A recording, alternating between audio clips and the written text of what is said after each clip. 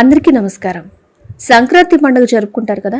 చాలామంది కనుమ రోజు ప్రయాణం చేయకూడదు అని చెప్తారు. అది నిజంగా నిజమేనా? దాని వెనుక ఏవైనా కారణాలు ఉన్నాయా? ఈ విషయాలన్నీ ఈ వీడియోలో మనం తెలుసుకుందాం. సంక్రాంతి తర్వాత రోజు కనుమ వస్తుంది. ఈరోజు ప్రయాణాలు ఏవి చేయకూడదు అని మన పెద్దలు చెప్తూ ఉంటారు. అయితే దీన్ని కొంతమంది ముక్కనుమ అని కూడా అంటారు. ఆ రోజు ప్రయాణం చేయకూడదు అంటారు. మరి మాటలు నిజమేనా? అంటే ఈ ముక్కనుమ పండుగ అసలు సంక్రాంతికి సంబంధించింది కాదు అని చెప్పాలి. ఎందుకంటే సంక్రాంతి ప్రాధాన్యం, సంక్రాంతితో పండుగ పూర్తయిపోతుంది.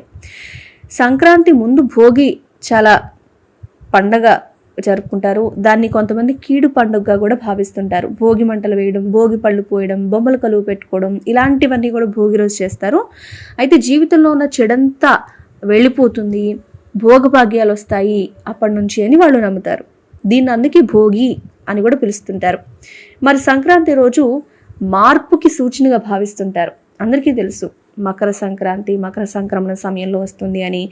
ఆ రోజు దేవతలకు కృతజ్ఞత చెప్తారు, పిండి వంటలు చేసుకుంటారు, పితృదేవతలు కూడా తలుచుకుంటారు.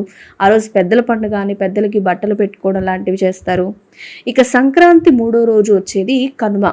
ఇది పశువులకు సంబంధించిన పండుగ. అంటే పశువులను అలంకరించి వాళ్ళకి మంచి ఆహారం పెట్టి గారెలు, మాంసం ఇలాంటివన్నీ వండి పితృదేవతలకు నివేదన చేసే ఆచారం వస్తుంది. ఇలా కనుమతో సంక్రాంతి సాంప్రదాయాలన్నీ కూడా పూర్తయిపోతాయని చెప్తారు. నిజానికి శాస్త్ర ప్రకారం చెప్పాలంటే ఈ ముక్కనుమ అనే పండగ లేదని చెప్తారు. కాకపోతే కనుమ తర్వాత గ్రామ దేవతలకి బలులిచ్చి మాంసాహారం వండుకునే ఆచారం వస్తూ ఉంది. అదే ఈ క్రమంగా ముక్కనుమగా మారింది. అందుకే ఈరోజు ముక్కల కనుమ అని చాలామంది మాట్లాడతారు. అంటే నాన్ వెజ్ తినే టైం అని కూడా చెప్తారు. ఆ రోజు ప్రయాణాలు చేయకూడదని ఏ శాస్త్రంలో కూడా చెప్పలేదు.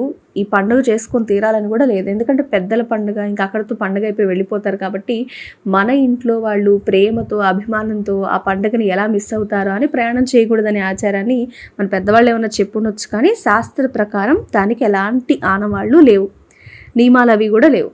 అయితే ఈ సంక్రాంతిని 4 రోజుల పాటు చేసుకోవడం తమిళనాడులో కనిపిస్తుంది. అక్కడ ఫస్ట్ రోజు భోగి, రెండో రోజు సంక్రాంతి, మూడో రోజు మట్టు పొంగల్ అని పిలుస్తారు వాళ్ళు. ఆ మట్టు పొంగల్ రోజు పశువుల్ని పూజించి వాటితో ఆటలాడతారు. దాన్ని ఇప్పుడు జల్లికట్టుగా మనం చూస్తున్నాం కదా, అది ఆ రోజు జరుగుతుంది అనమాట. ఇక మట్టు పొంగల్ తర్వాత కనుమ పండుగ చేసుకుంటారు తమిళులు. అంటే వాళ్ళు దూడల్ని పూజిస్తారు. వాళ్ళ పెద్దవాళ్ళందరూ ఇళ్లలోకి వెళ్ళి ఆశీర్వాదాలు తీసుకుంటారు. వాళ్ళకి సంక్రాంతి 4 రోజుల పండుగ.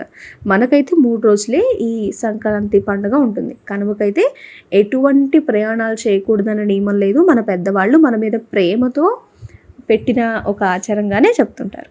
అంతేకాని దీనిలో ఎలాంటి శాస్త్ర ప్రమాణం లేదనే చెప్పాలి. ఈ వీడియో కనుక మీకు నచ్చినట్టయితే లైక్ చేయండి, షేర్ చేయండి, ఛానల్ని సబ్స్క్రైబ్ చేసుకోండి.